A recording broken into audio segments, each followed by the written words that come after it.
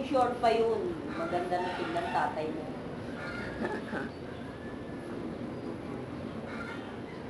Pero nasusuot niya na yung mga t-shirt niya bago po. Mukha ng tao.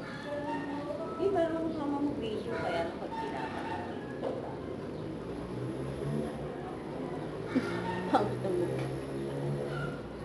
Ganyan, ubus niya yan, Joy, tatay mo. Ganyan.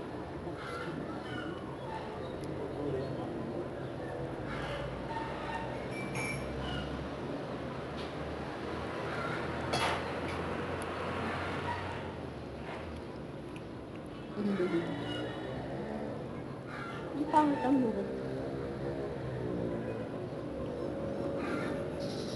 Eh, pagka nandun din ako sa 80 Street, ako sa namin galing. Saan na ba siya? Sa 86 ba? Ay, pinagpapadala si Marvin eh.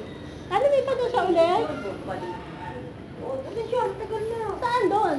Yung ano, yung Pogo, inayos niya. Doon na sa Ayan niya. Ang ganda ka, may counter pa siya ng pagkain. Kasi nilera ko, Tita Josie, masarap ang atikin niya.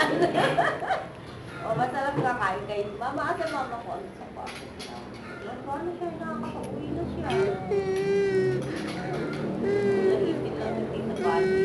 Sa Bansi kasi. Ngayon, sabi ni Tita Tita, pag yan, iisang mo pa. Marvin, malapit pa. Babay ng party.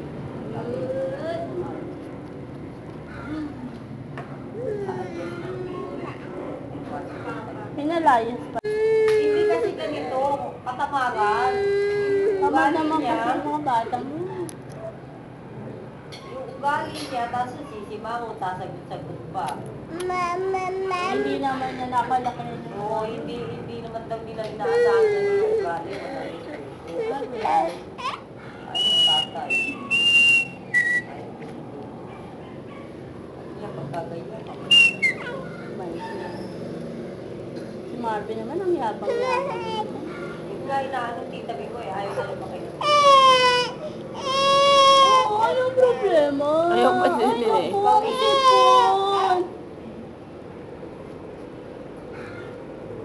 Yummy pa, yummy pa.